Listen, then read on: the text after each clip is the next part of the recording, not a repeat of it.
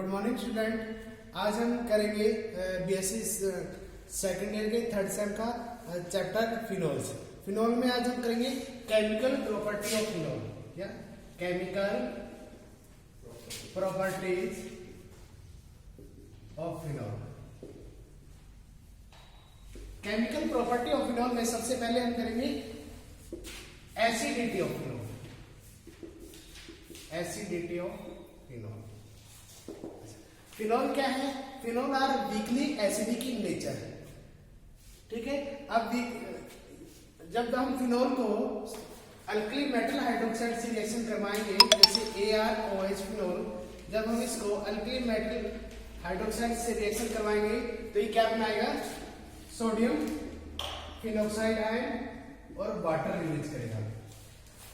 पर इसमें क्या है, जब हम फिनोल को सोडियम कार्बोनेट या सोडियम बाइकार्बोनेट से रिएक्शन करवाते हैं तो फिनोल उनके साथ रिएक्शन नहीं करता, जिससे ये इंडिकेट होता है कि phenol weekly acidic in nature है। परंतु अगर हम इस सोडियम फिनोक्साइड आयन को अगर हम कार्बोनिक एसिड, क्या होता है carbonic acid? H2O plus carbon dioxide, ये क्या है? कार्बोनिक एसिड है।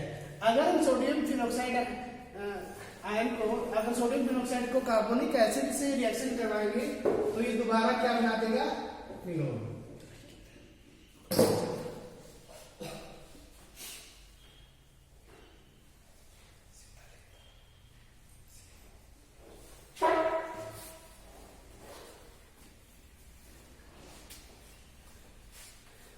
अब फिनोल क्या है? फिनोल वीकली एसिडिक है।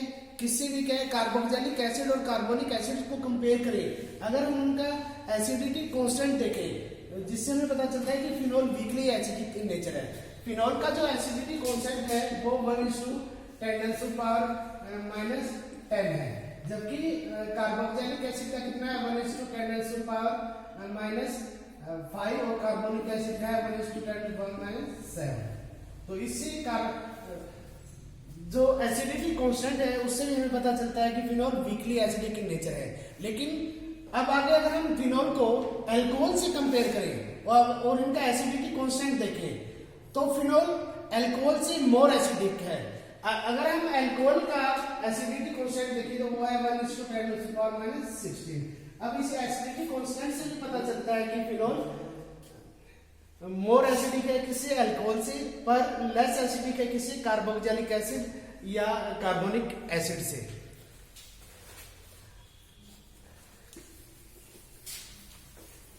अब हम आगे देखते हैं कि जैसे फिनोल का जो एसिडिक कैरेक्टर है कैसे पता चलता है। अब फिनोल को हम जैसे ये फिनोल है, अगर फिनोल वाटर के साथ इक्विलिब्रियम में है और इसमें क्या बनाता है?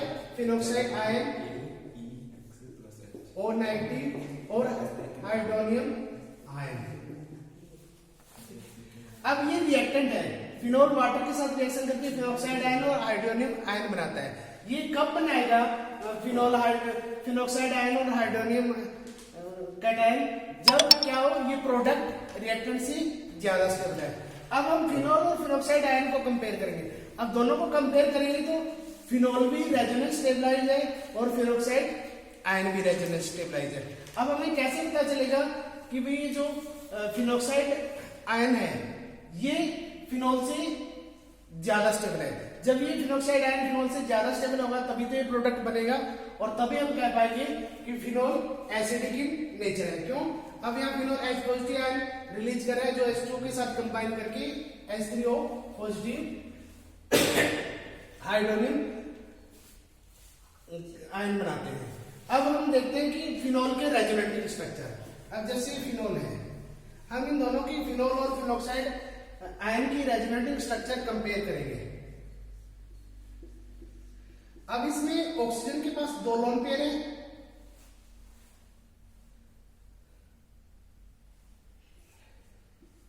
अब ये ऑक्सीजन की लोन पेयर जैसे मान लें यहाँ पे अटैक करती है तो ये जो डबल बॉन्ड है ये कहां पे आएगा? यहाँ पे। तो सेकंड स्ट्रक्चर क्या होगी?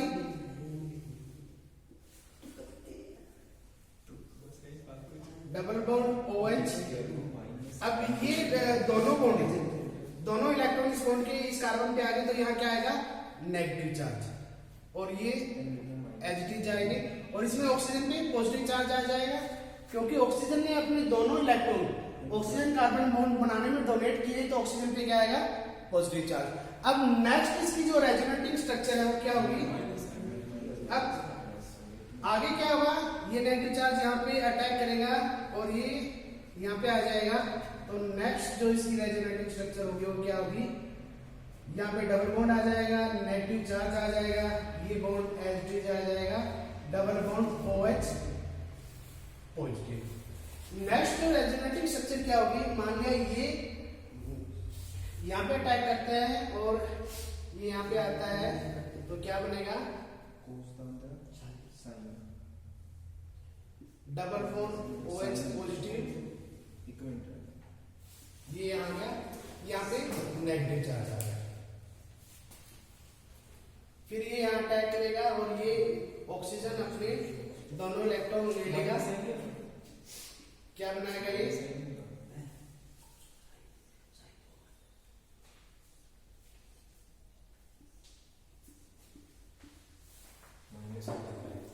दोबारा भाई बन गया फिनोल। अब इसके रेजोनेंट स्ट्रक्चर को हम नाम देते हैं, जैसे 1A 1B 1C और 1D। ये जो स्ट्रक्चर है वो सेम है, उसका रेजोनेटिंग स्ट्रक्चर है, बस उसमें क्या है, डबल बॉन्ड यहाँ यहाँ और यहाँ पे, और उस रेजोनेटिंग स्ट्रक्चर में इसकी जैसे बेंजीन की रेजोनेंस होती है ना, जैसे बॉन्ड यहाँ आ जाए, ये यहाँ आ जाए, ये आ जाए, वो वही स्ट्रक्चर है, उसको भी हम नाम 1E दे देते हैं। ठीक है, अब आगे हम क्या लिखते हैं, अब हम चेक करेंगे फिनोक्साइड आयन की रेजोनेटिंग स्ट्रक्चर।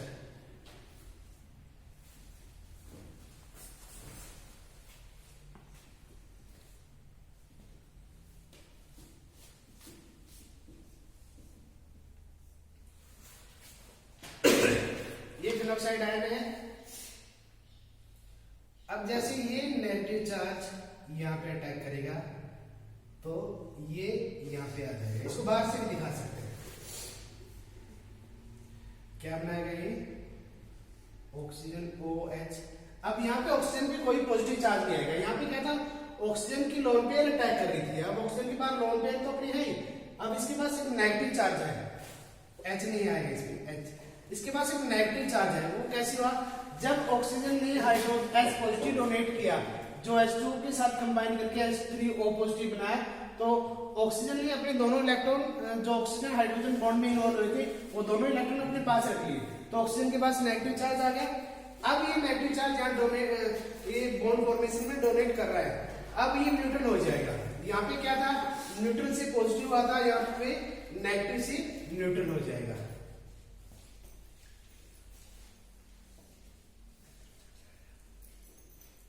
यहाँ नेगेटिव चार्ज आ जाएगा ये। अब इसको हम 1A दे देते हैं, इसको 1B। नेक्स्ट रेजोनेटिंग स्ट्रक्चर क्या होगी, जैसे हमने फिनोल की लिखी थी ऐसे ही, ये बॉन्ड यहाँ अटैक कर देगा और ये यहाँ आ जाएगा।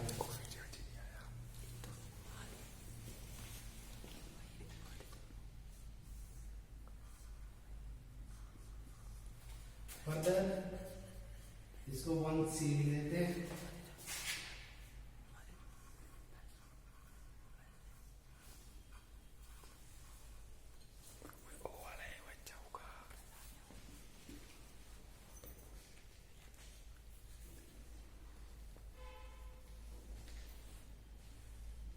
वही पहले वाली ये बन जाएगी, जब ये नेगेटिव चार्ज अटैक करेगा तो वही जो फिनोक्साइड आयन के हैं,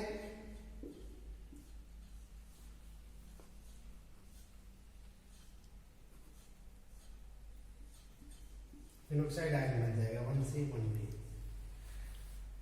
1E। ये 1E और 1A तो सेम ही है, बस इसका बेंजीन का जो स्ट्रक्चर है उसमें रेजोनेंस में फर्क है, बाकी सेम है। अब ये बताओ, जैसे आप क्लास में बैठे हो, ये बताओ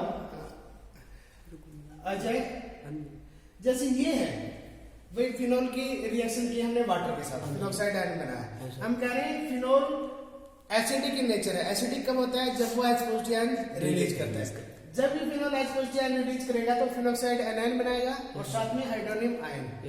अब हम कैसे कह सकते हैं भी ये कब बनाएगा फिनोक्साइड आयन? जब ये फिनोक्साइड आयन फिनोल से ज्यादा स्टेबल होगा। अब ज्यादा स्टेबल किस बेस पे कह सकते हो ज्यादा स्टेबल है? अब इसकी रेजोनेटिंग स्ट्रक्चर है 5 है, 5 रेजोनेटिंग स्ट्रक्चर है फिनोल की, और फिनोक्साइड आयन की भी 5 रेजोनेटिंग स्ट्रक्चर है।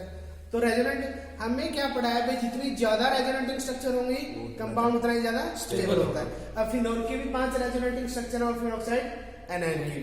अब हम कैसे कह सकते हैं phenoxide ion is more stable then phenol? Reactivity नहीं। अब इसमें देखो हमने एक रेजोनेंस में पढ़ा है भाई, अगर रेजोनेटिंग स्ट्रक्चर के अंदर चार्ज सेपरेशन होगा तो वो लेस स्टेबल होगा। होगा। ठीक है, वो लेस स्टेबल होगी, लेस स्टेबल होगी। अब इसमें देखो फिनोल में, फिनोल के अंदर चार्ज सेपरेशन है, यहाँ पर पॉजिटिव चार्ज है, यहाँ पे नेगेटिव चार्ज है, लेकिन फिनोक्साइड आयन इसके अंदर चार्ज सेपरेशन नहीं है। चार्ज सेपरेशन का मतलब है एक साइड में पॉजिटिव चार्ज, दूसरी साइड में नेगेटिव चार्ज।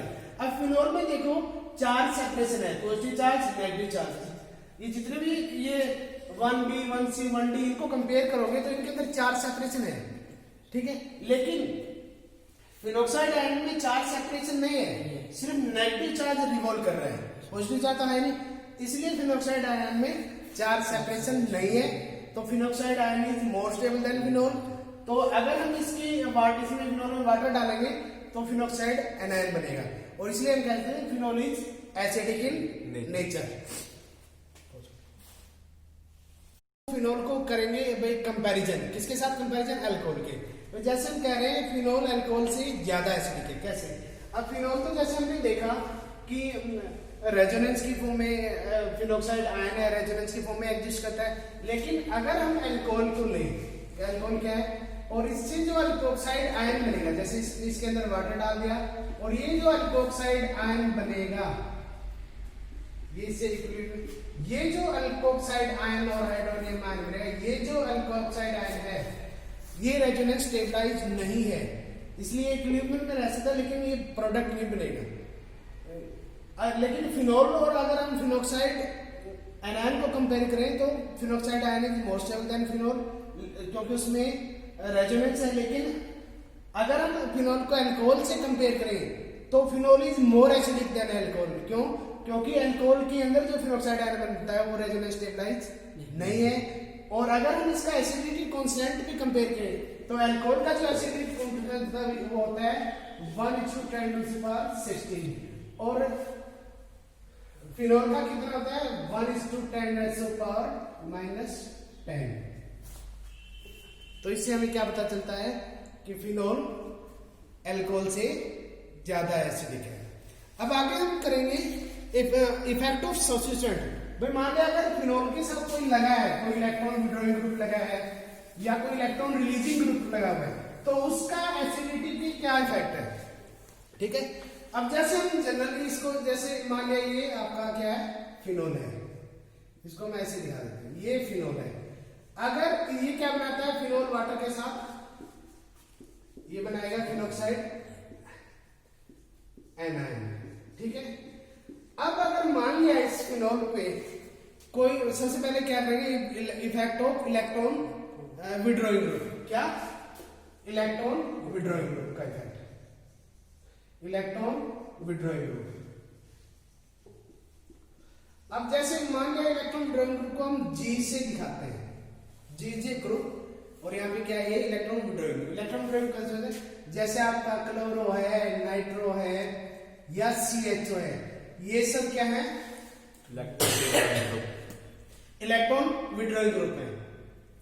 अब फिनोल जैसे फिनोक्साइड आयन बनाएगा, मान लिया इसके इलेक्ट्रॉन विड्रॉइंग ग्रुप लगा है जी, क्लोरीन लगाओ या नाइट्रो लगाओ या CHO लगाओ, तो ये इलेक्ट्रॉन विड्रॉइंग ग्रुप क्या करेगा, ये जो नेगेटिव चार्ज सर्कुलेट कर रहा है रेजोनेंस फॉर्म में, ये इलेक्ट्रॉन विड्रॉइंग ग्रुप इस चार्ज को कम कर देगा, डिस्पर्स या कहते हैं डिस्पर्स कर देगा, मतलब कम कर देगा।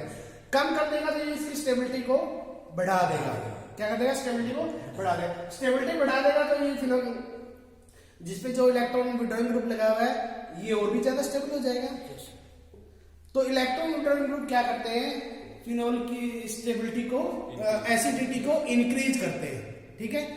अगर मान लिया जी कोई इलेक्ट्रॉन रिलीजिंग ग्रुप है, जैसे मान लिया इलेक्ट्रॉन रिलीजिंग ग्रुप में जैसे मान लिया CH3 हो, जैसे सेकंड नंबर पे electron releasing group, electron releasing group, ठीक है। जैसे CH3 है या कोई मान लो जैसे ये अल्कोक्साइड, ये भी इलेक्ट्रॉन रिलीजिंग ग्रुप है। अब इलेक्ट्रॉन रिलीजिंग ग्रुप क्या करते हैं, जी इलेक्ट्रॉन को रिलीज करेंगे। जैसे आप फिनोक्साइड आएंगे, जी मान लिया इलेक्ट्रॉन रिलीजिंग ग्रुप है, से ये अल्काइल ग्रुप है CH3 है, तो ये क्या करेगा, इलेक्ट्रॉन रिलीज करेगा। इलेक्ट्रॉन रिलीज करेगा तो नेगेटिव चार्ज को इंटेंसिफाई कर देगा। एक तो उसके पास पहले से नेगेटिव चार्ज है, एक ये जी जो इलेक्ट्रॉन रिलीज कर रहा है, तो ये चार्ज को इंटेंसिफाई कर देगा। इंटेंसिफाई करेगा तो मतलब इसकी स्टेबिलिटी को कम कर देगा, ठीक है। तो कम कर देगा तो ये इसकी एसिडिटी को भी कम कर देगा। तो इलेक्ट्रॉन विड्रॉइंग ग्रुप क्या करते हैं, एसिडिटी को बढ़ाते हैं, और इलेक्ट्रॉन रिलीजिंग ग्रुप क्या करते हैं, एसिडिटी को कम करते हैं। अब ये तो था इफेक्ट ऑफ सब्स्टिट्यूएंट। भाई अगर सब्स्टिट्यूएंट लगा हुआ हो तो मतलब एसिडिटी को कम करेंगे या बढ़ाएंगे। तो विड्रॉइंग ग्रुप क्या करते हैं, एसिडिटी को इंक्रीज करते हैं, और इलेक्ट्रॉन रिलीजिंग ग्रुप क्या करते हैं, एसिडिटी को डिक्रीज करते हैं। अब आगे है पोजीशन ऑफ सब्स्टिट्यूएंट। अब सब्स्टिट्यूएंट की पोजीशन पे भी डिपेंड करता है। अब जैसे मान लिया ये है आपका फिनोल है, ठीक है। अब पोजीशन, भाई पोजीशन में मान लिया कोई क्लोरीन है, क्लोरीन क्या इलेक्ट्रॉन विड्रॉइंग ग्रुप है। अब ये क्लोरीन मान लिया ऑर्थो पे लगा है, तो क्या होगा, अगर क्लोरीन ग्रुप मेटा पे लगा है तो एसिडिटी कितनी होगी, और अगर क्लोरीन ग्रुप पैरा पे लगा है तो एसिडिटी कितनी, का क्या इफेक्ट होगा। अब इसमें दो फैक्टर है। पहला फैक्टर तो है inductive fact. Inductive fact chain के थ्रू इलेक्ट्रॉन रिलीज करना या विड्रॉ करना होता है। तो अगर क्लोरीन ऑर्थो पे है तो इंडक्टिव फैक्ट क्या हुआ, ज्यादा हुआ। क्यों, क्योंकि ये OH के नजदीक है। कितनी डिस्टेंस है, 1 और 2, उसके साथ इलेक्ट्रॉन। अगर मेटा पे लगाया है तो इंडक्टिव फैक्ट और कम हो जाएगा, पैरा पे लगाया तो इंडक्टिव फैक्ट उससे भी कम हो जाएगा। तो अगर हम इंडक्टिव फैक्ट के रूप में देखें तो सबसे ज्यादा एसिडिक होगा ऑर्थोक्लोरोफिनोल, फिर होगा मेटा और फिर होगा पैरा। अब इसका एक दूसरा भी इफेक्ट है, ये तो था इंडक्टिव इफेक्ट। एक हम नीचोमेरिक रेजोनेंस इफेक्ट कहते हैं। भाई रेजोनेंस के थ्रू भी इलेक्ट्रॉन डोनेट कर सकता है और विड्रॉ कर सकता है। अब जैसे हम एग्जांपल लेते हैं नाइट्रोफिनोल का, इस केस में अब नाइट्रोफिनोल में क्या है,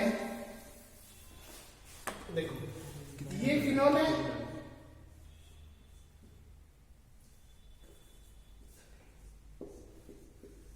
अब नाइट्रो ग्रुप ये लगा हुआ मान लिया ऑर्थो पे, ठीक है। ये नाइट्रो ग्रुप कहां लगा हुआ है,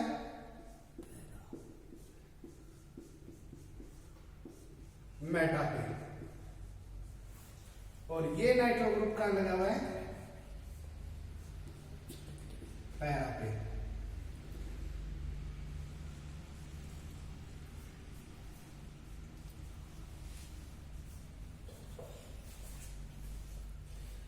ठीक है। अब फिनोल क्या बनेगा, जब प्रोडक्ट बनाएगा तो फिनोल क्या बनाएगा, फिनोक्साइड आयन। ये आएगा आपका फिनोक्साइड आयन।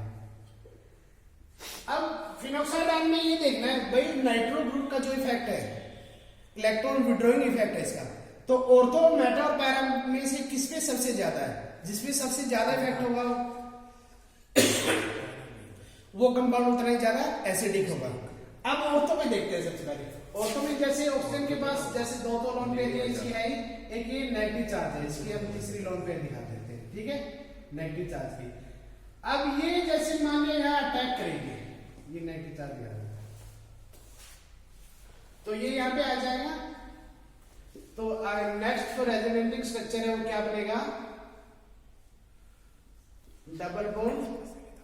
ऑक्सीजन पे पॉजिटिव चार्ज नहीं आएगा, क्यों, ऑक्सीजन पे नेगेटिव चार्ज है, नेगेटिव से न्यूट्रल आएगा। तो यहां क्या आ जाएगा, नेगेटिव चार्ज, और ये आ जाएगा, ये आ जाएगा, ये हमारा नाइट्रो ग्रुप लगा हुआ है, ठीक है। नेक्स्ट जो रेजोनेटिंग स्ट्रक्चर होगी वो क्या होगी,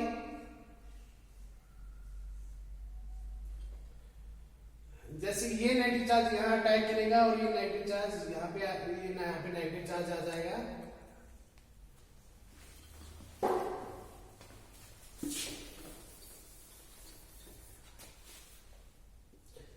एंड डबल बॉन्ड ओ,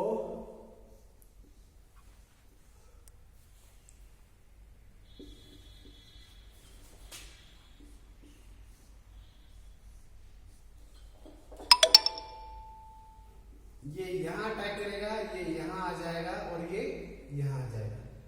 तो ये डबल बॉन्ड ओ ये यहां पे आ गया और ये यहां आ गया। ये double bond nitrogen single bond, यहां ऑक्सीजन पे नेगेटिव चार्ज इधर आ जाएगा। नेक्स्ट में फिर ये इधर दोबारा इधर अटैक करेगा, ये यहां आ जाएगा और ये यहां। ये वही स्ट्रक्चर बन जाएगा जो पहले बनाया था। देखो डबल बॉन्ड आ गया, नाइट्रोजन सिंगल बॉन्ड, ये वाला स्ट्रक्चर होगा। इसको लिख ही देते हैं।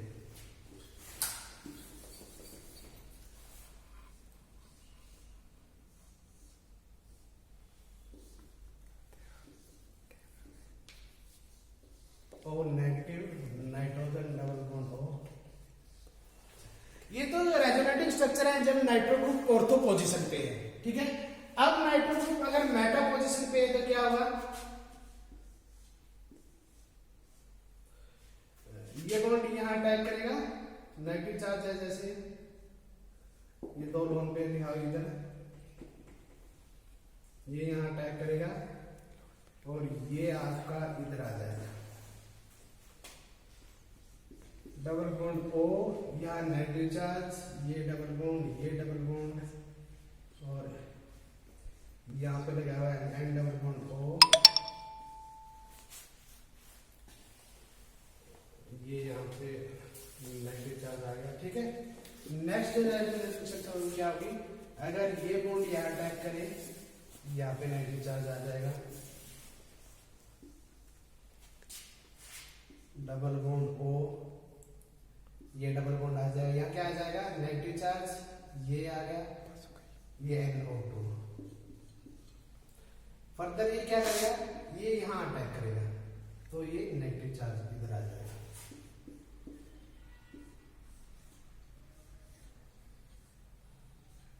डबल बॉन्ड को नेगेटिव,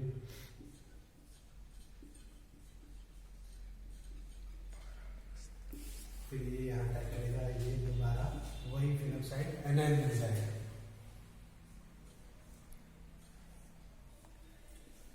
और negative double bond double bond double bond आ गया, ये एन डबल को ओ आ गया।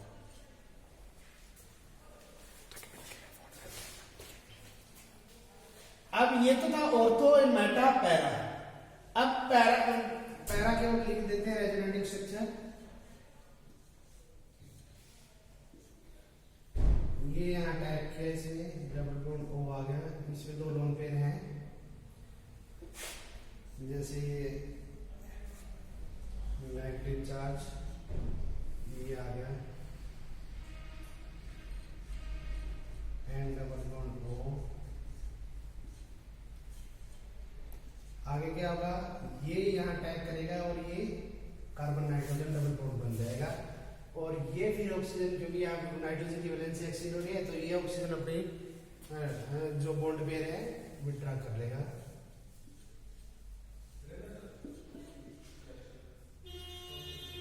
डबल बॉन्ड एन, ऑक्सीजन पे इधर नेगेटिव चार्ज आ जाएगा। अब ये यहाँ पे कंजुगेशन होगी, जैसा आपने ऑर्थो में देखा था ना भाई, ये जो रेजोनेटिंग स्ट्रक्चर था, ये जो रेजोनेटिंग, ये NO2 पे डीएक्स कंजुगेशन एक्सिड हो रही है, ऐसे ही पैरा में भी नाइट्रोजन, ये resonating structure nitrogen oxygen bond पे चली जाएगी।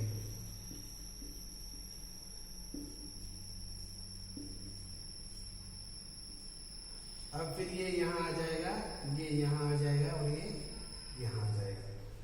तो double bond O, carbon nitrogen single bond हो जाएगा, ये ऑक्सीजन,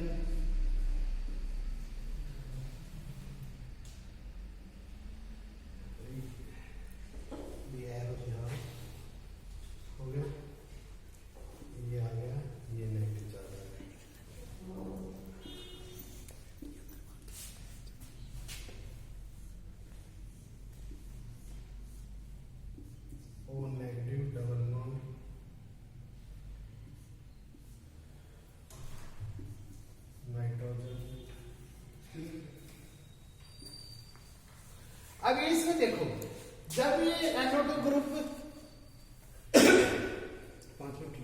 अब NO2 ग्रुप अगर ऑर्थो पे है तो कितनी रेजोनेटिंग स्ट्रक्चर बन रही है? देखो नंबरिंग दो, 1 2 3 4 5, ठीक है, 1 2 3 4 5। और अगर मेटा पे है तो कितनी बन रही है? 1 2 सभी अब इसमें हमने ऑर्थो मेटा और पैरा बनाया। अब ऑर्थो में हमने एक मिस्टेक कर दी। उसमें क्या है, जैसे हमने ये जो नेगेटिव चार्ज है ये यहाँ पे अटैक करता है तो इसमें क्या करेगा, ये यहाँ पे आ जाएगा और ये अपना नेगेटिव चार्ज ले गया। इसमें मेटा के केस में ये वाली स्ट्रक्चर नहीं बढ़ी। क्यों? क्योंकि ये आगे कंजुगेशन में चलता जाएगा। जैसे इसने यहाँ पे अटैक किया, नेगेटिव चार्ज के इलेक्ट्रॉन यहाँ पे अटैक कर रहा है तो ये बॉन्ड यहाँ पे आ जाएगा और इस पे नेगेटिव चार्ज आ जाएगा। अब हम देखते हैं कि मेटा के ऑर्थो के केस में 5 रेजोनेटिंग स्ट्रक्चर बनी है, मेटा के केस में कितनी रेजोनेटिंग स्ट्रक्चर बनी है? 4, 1 2 3 और 4। और पैरा के केस में भी वही 5 स्ट्रक्चर बने हैं। इनमें एक ही जो स्ट्रक्चर है वो कौन सा है? देखो ऑर्थो में देखो जो एक रेजोनेटिंग स्ट्रक्चर एक्स्ट्रा बना है उसमें क्या है, ये नेगेटिव चार्ज NO2 पे भी रोटेट कर रहा है, NO2 पे जा रहा है। ऑर्थो में ये वाला स्ट्रक्चर देखो और पैरा में ये वाली देखो। अब मेटा को अगर ऑर्थो और पैरा से कंपेयर करेंगे तो ऑर्थो और पैरा के केस में एक रेजोनेटिंग स्ट्रक्चर ज्यादा है। अब हम जैसा हमने रेजोनेंस में पढ़ा है स्टेबल रेजोनेंसिंग इफेक्ट क्या होते हैं भाई, कंपाउंड की जितनी ज्यादा रेजोनेटिंग स्ट्रक्चर होंगे कंपाउंड उतना ही ज्यादा स्टेबल होगा। अब ऑर्थो के केस में और पैरा के केस में 5 रेजोनेटिंग स्ट्रक्चर बन रही है। तो ऑर्थो और पैरा नाइट्रोफिलोक्साइड आयन क्या है, वो मेटाफिलोक्साइड आयन से ज्यादा स्टेबल है। तो ये था effect of substituents related to the position of OH group. भाई OH ग्रुप के रिलेशन में जो पोजीशन पे जो ग्रुप लगे हुए हैं उनका क्या इफेक्ट है। तो इसमें क्या हम क्या कह सकते हैं भाई, अगर ग्रुप ऑर्थो और पैरा पे लगा है तो वो ज्यादा एसिडिक की नेचर है किसकी कंपैरिजन में? मेटा के कंपैरिजन में।